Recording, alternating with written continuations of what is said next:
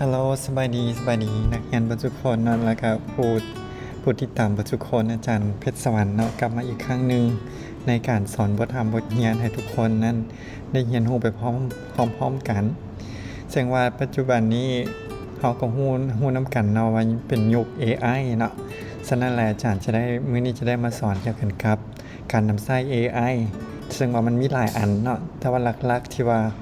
เราที่ได้นิยมใช้กันโดยเฉพาะในกลุ่มนักค้นคว้าหรือว่าอย่างทางด้านสาธารณสุขซึ่งว่าตัวนี้ก็สามารถใช้ได้ไปทั่วไปได้เนาะตัวที่อาจารย์จะมาสอนในมื้อนี้จะประกอบทั้งหมดมี4อันตัวที่1แม่น Gemini หลายๆคนก็คือสิฮู้แล้วเนาะเป็นของบริษัท Google เนาะซึ่งว่าทุกคนสามารถซอกหา Gemini ได้จาก Google เนาะซึ่งว่าจะเป็นเขาสามารถเขียนคำว่า Gemini อยู่ใน Google นั่นก็จะพบว่าเป็นตัวนี้เนาะซึ่งมันจะคลิกเข้าไปในตัวเลยเขาจะเข้ามาทางด้านหน้าของ Google ตัวนี้หรือว่าใครอยากสามารถตีเว็บไซต์ของ Google ตัวนี้เข้าไปเลยก็ได้เนาะซึ่งปัจจุบันนี้ Gemini ก็จะเป็น Gemini 2 แล้วเนาะแล้วก็ในนั้นเขาต้องได้ sign in แล้วก็ล็อกอินเข้าไปใน Gemini ก่อนเนาะโดยใช้ Gmail ของเฮาอะไรเนาะ Gmail ของเฮาเข้ามาเพื่อจะได้มันก็จะได้เก็บข้อมูลประวัติการใช้งานของเฮาเพื่อเราจะได้สามารถซอกหาคืนได้เนาะซึ่งว่ามันจะมีนำไส้คือแนวใดนั้นเราลองมาเลยเนาะมันคล้ายๆคือกันกับเฮาเป็นหมู่เฮาคนนึงนี่แหละเนาะเป็นหมู่เฮาคนนึงเฮาอยากถามหยังก็ได้เฮาอยากถามหยังก็ได้อยากถามสั้นถามยาวหรือว่า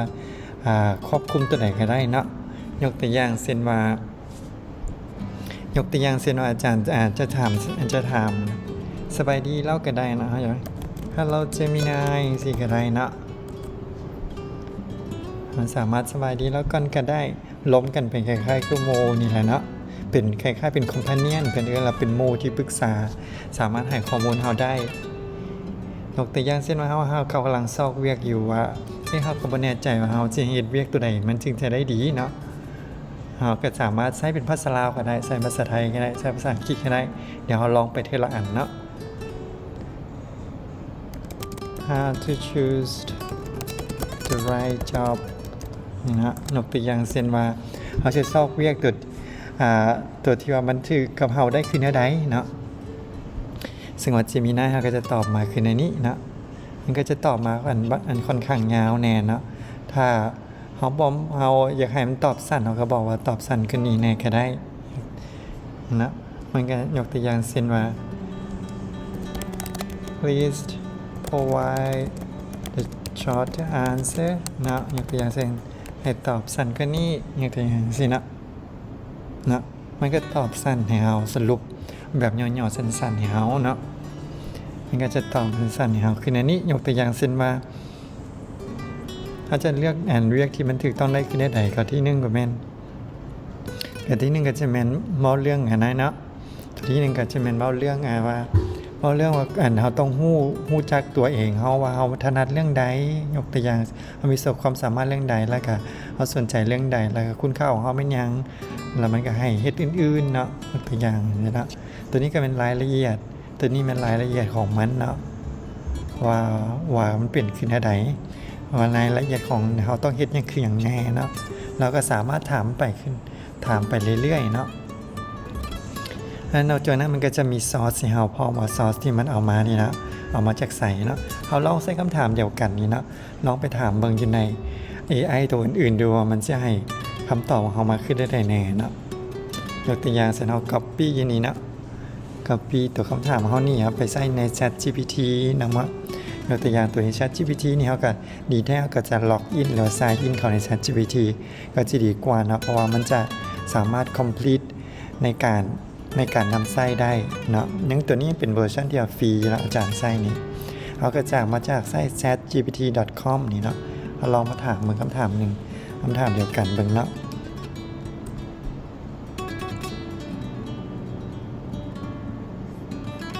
คำตอบกับคล้ายๆคือกันเนาะแต่ว่าจะมีรายละเอียดแตกต่างกันเราสังเกตเนาะ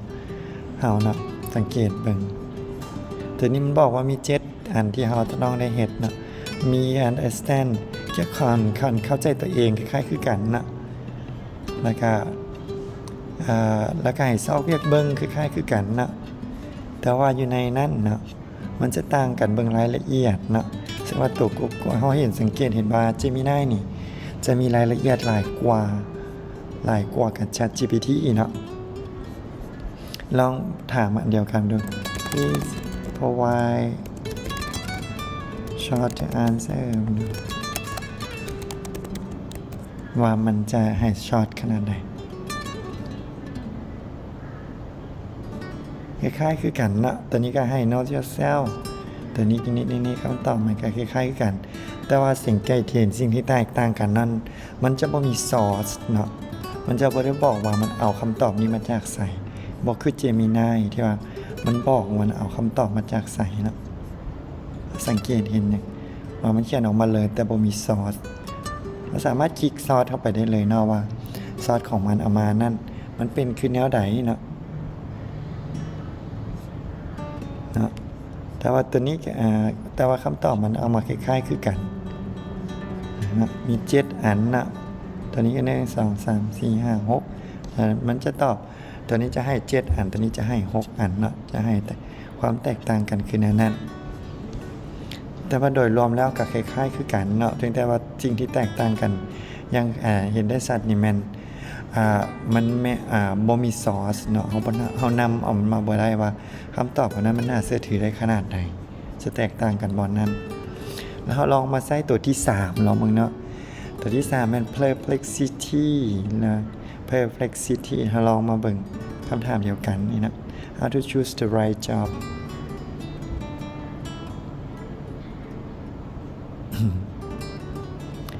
ตัวนี้ก็ออกมาคล้ายๆกันนะตอนได้ประเมินตัวเองเบื้องคืนก่อนว่าความเฮามักอีหยังเฮามี value ของเฮาเป็นหยังเนาะคุณค่าในการเฮ็ดเวียกของเฮาเป็นหยังความสนใจของเฮาเป็นหยังสกิลของเฮาเป็นหยังแล้วก็การ explore หรือว่าค้นหาอาชีพต่างๆมีหยังแน่คล้ายๆคือกันเนาะตัวนี้คล้ายๆคือกันตัวนี้จะดีกว่าตัวทั้ง2อันนั้นบอนว่ามันจะให้ reference ของเฮามาหลายกว่าแล้วมันจะบอกเลยว่าจะไซส์ให้เราเลยบอกเลยว่าคำว่าตัวนี้นี่เนาะที่มันว่ามานี้มันมีที่มาขึ้นในใดแน่ซึ่งอาจจะแตกต่างจากกันครับ Gemini บอนว่า Gemini จะบอกว่าไซส์ของมันเอามาจากตัวนี้แต่มันก็บ่ได้บอกว่าคำว่าแต่ละอันนั้นมีไซส์มาจากไหนแน่ซึ่งว่าตัวนี้จะมีลักษณะของวิทยาศาสตร์หลายกว่าเนาะนี่เนาะไซส์ของมันมีอย่างแน่นี่เนาะตัวนี้เห็นป่ะพอคลิกอินนี่มันก็จะออกมาเลยว่ามันเอามาจากตัวนี้เอามาจากเว็บไซต์ตัวนี้สินี่เนาะนี่เนาะตัวนี้มันจะดีอยู่วันนั้นเนาะเสียงบางเขาร้องบอกว่า provide the short answer มันดูเนาะ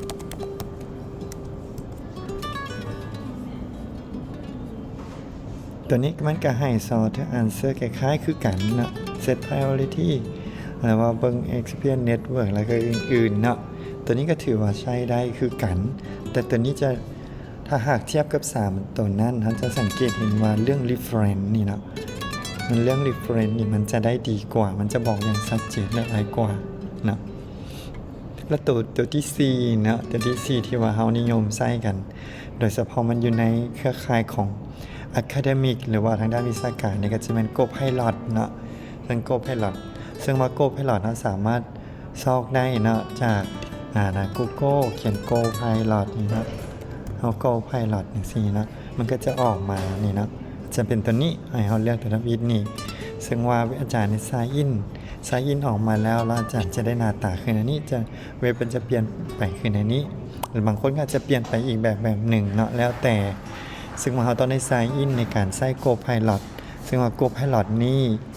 ตัวที่ว่าฟรีหันมันต้องเป็นไซน์อินจากตัวที่ว่าใช้อีเมลของ academic ของเฮาหรือว่าบริษัทของเฮาก่อนบ่สามารถใช้อีเมลของตัวเองซึ่งเป็นส่วนตัวได้ในตัวที่ว่าฟรีเนาะแต่ว่าตัวส่วนตัวนั้นจะใช้ได้ในกรณีที่เฮาต้องได้จ่ายเงินเนาะเดี๋ยวเฮามาลองซ้อกันเบิ่งว่ามันจะให้ความแตกต่างกันขึ้นได้แน่เนาะ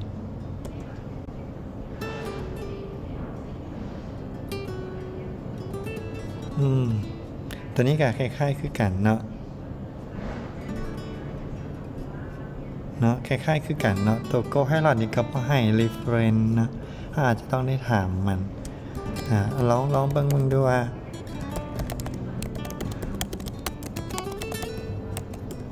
เบิ่งให้มัน short answer นี่มันก็ short ได้คือกันเนาะคล้ายๆได้คือกันเนาะถ้าว่ามันจะสั่นความรายละเอียดของมันนี่จะตัวโก้ Pilot ถ้าเทียบกันกับ Gemini แล้วก็ Perplexity แล้วความรายละเอียดนี่จะบ่ทอเนาะสังเกตเห็นว่ารายละเอียดจะมีหลายกว่าสำหรับ Gemini เนาะสำหรับ Go Pilot โมมีรายละเอียดปานใดเนาะเขาบอก provide the reference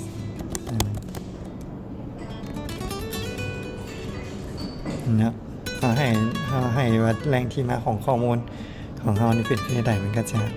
จะบอก reference ให้เนาะตัวนี้ก็คือกันเนาะบางตัวมันก็จะบอก reference โดยกงเลยบางตัวอาจจะได้ถามถ้าสามารถล้มกันไปเรื่อยๆในแต่ละตัวได้เนาะโอเคในมื้อนี้อาจารย์กลับมาคร่าวๆก่อนเนาะว่าตัวที่ว่า reference ที่ว่าสำคัญตัวที่ว่า AI ที่สำคัญนั้นมีตัวใดแน่และมื้อหน้าอาจารย์จะมาอีกคลิปนึงลงรายละเอียดในการวิธีการค้นหาและในวิธีการนำไส้ของแต่ละตัวยังครบถ้วนและเจาะลึกขึ้นกว่าเก่าเนาะโอเคมื้อหน้าพบกันใหม่มื้อนี้ก่อนขอพอเท่านี้ก่อนเนาะขอบใจหลายๆจ้าโอเคบ๊ายบาย